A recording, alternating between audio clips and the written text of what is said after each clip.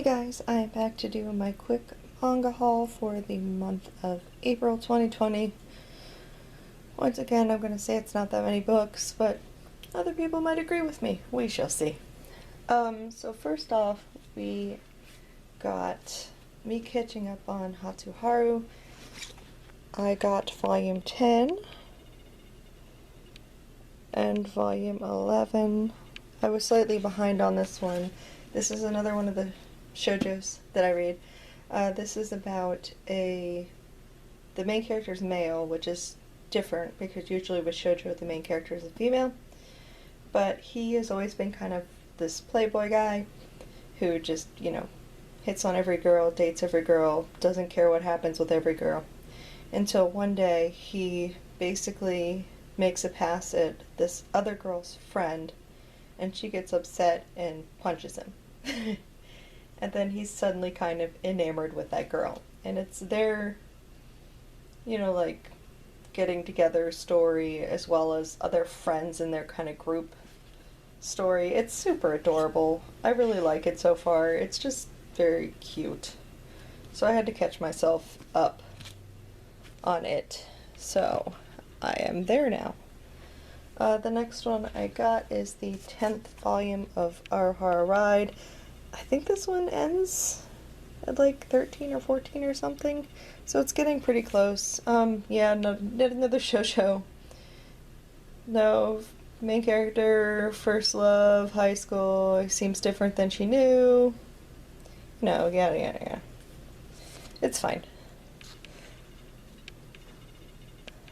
As I'm starting to read other shoujos, it's not my favorite, but I'm invested enough that I'm gonna finish it because it ends pretty soon. The next one is actually a josei, An Incurable Case of Love. This one's really fun. This is basically a girl who saw a woman, I guess, in her building being saved by a doctor and was so enamored by the whole scene that she decided to become a nurse and basically find that doctor when she became a nurse and start working at the hospital where he worked. And then when she gets there, she finds out he's kind of a dick. So, but I really enjoy it so far. I definitely need to read that one. Next one is Yona of the Dawn. I love this cover. Look at all the kitties. Look at all the kitties. Haven't read this one yet, but Yona lives an ideal life as the only princess of her kingdom, doted on by her father, the king, and protected by her faithful guard, Hawk. She cherishes the time spent with the man she loves, Su Young, but everything changes on her 16th birthday when tragedy strikes her family. So it's basically very political, trying to retake the kingdom, things like that. And she's got the 4 dragons that are helping her, and it's just amazing. And I'm not quite sure where the cats come into play, but I'm excited to read it and figure out why there's cats on the cover. Next off, we have got Ghostly Things. This is one of the books that I ended up getting in my Manga Spice Cafe box that I actually liked enough to continue on. I think this one has a really slow release because I feel like it's been a while. So it's basically a girl who basically moves into a haunted house. It's got, yokai and things like that, and those ghosts and things start showing up where she's going around, and it's really neat. You know me, I love ghosts, anything. So yes. Next off, we have got Cardcaptor Sakura, volume 7. This is the second series, so this is clear card, magical shoujo manga, but it's so cute. So it'll be interesting to see how. I feel like this one might be getting close, maybe, to wrapping up. I'm not quite sure. But yeah. I also feel like it keeps getting delayed, so I'm not quite sure what's going on with that either. Next off, we have got Kaji Girl Carmelis. I'm so sure I'm saying this wrong. This is another one, actually, that I think I also got in my Manga Spice Cafe box that I actually continued with. It's about a girl who basically, when she starts you know, starts having feelings for a boy, starts getting that, like, oh, I'm in love type thing, she turns into freaking Godzilla. And it's her falling in love with a boy and trying to make sure that he doesn't find out that she freaking turns into Godzilla. It's comical. It's cute. I don't know why. I really like it. Next off is my next volume in Laid Back Camp. It's girls. They're adorable. They camp. It's wholesome. It's very slice of life. If you want something cute right now during this time of quarantine, Laid Back Camp. Perfect. And then I continued on with Sacrificial Princess and the King of Beasts. This is a girl who was supposed to be obviously sacrificed to the King of Beasts, but instead he takes her as his bride. And it's her trying to deal with the fact that she's living in the land of the creatures and making new friends and trying to basically prove to the beasts of this kingdom that even as a human she can do what she needs to do. So it's super cute. Oh, look at that bag. So cute. So cute. It's adorable. This is like one of my favorite shoujos. Then we're getting there, guys. I got the next volume of Adore Me, My Hero. This is a BL, that one of the continuing BLs that I'm continuing to get. It's fine. I'm kind of like on the fence about continuing this one, because I mean I like to support the BL, but it's about a teacher who starts dating not his student but another student, and the interactions with like them being together, and I guess the teacher lives in a house with, this sounds so weird when I say it, but I think he's the brother of some of the others, and I'm like blanking on how he's living in that house with the other kids. And it's like their interactions, and there's another couple, and them getting together, and yeah. Oh yes, the last one. Oh, I forgot that happened. Which also kind of made me go a little,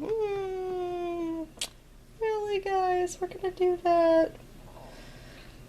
I'm pretty sure this guy's still a kid, but yeah. Okay.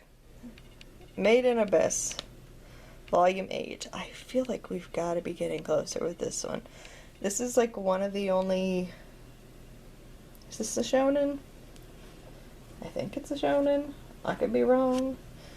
But it's about this girl who is trying... This one's hard to explain. I just realized I don't think I've ever tried to explain this one.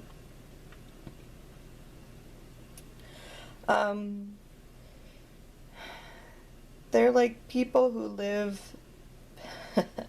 There's the abyss, and there's different layers of this abyss that they live in, and they all live on the top layer.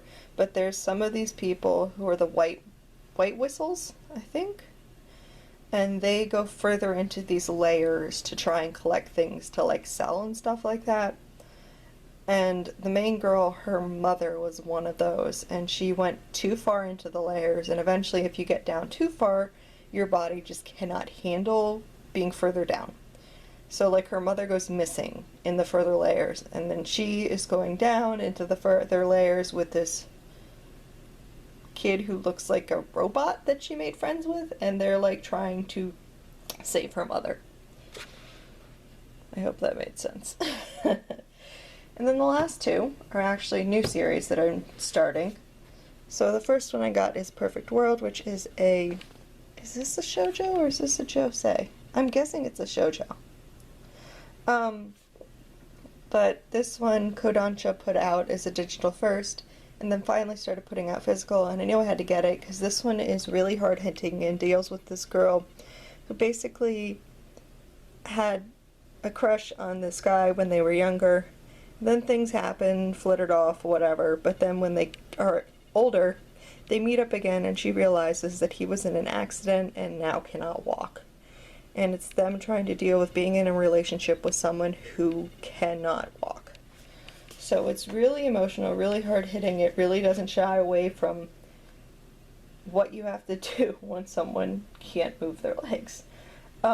So I think I read the first 2 volumes in digital format, and then I just stopped because I knew it was getting a physical release. So I need to get this one read. And then last but not least, Blue Flag! Everyone has talked about this one. I think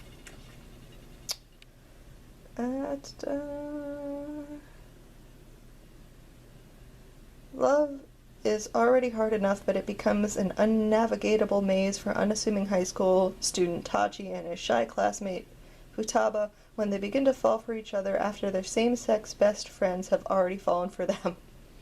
For some reason, Tachi just can't stand Futaba, but at the start of the 3rd year of high school, he finds himself in the same classroom with her, along with his childhood friends Toma, a star athlete. But one day, Futaba opens up to Tachi and admits she has a crush on Toma. She then asks for help in confessing her love. There's just one problem. Toma seems to already have a secret crush on somebody else.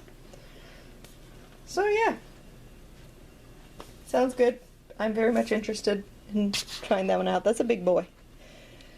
And that's it. So that is all the manga that I got so far. I think one other is coming, but I figured it's late enough that I'll just throw it into May's. We'll see what I end up getting up in May, because I haven't actually figured out what's coming out in May. A lot of stuff got delayed. But 1, 2, 3, 4, 5, 6, 7, 8, 9, 10, 11, 12, 13, 14. Okay, 14. That's not terrible. But anyways, I hope you guys enjoyed my March-April haul. I will see you guys later for the next video. Everyone have a very good rest of the day. Everyone stay safe, and bye!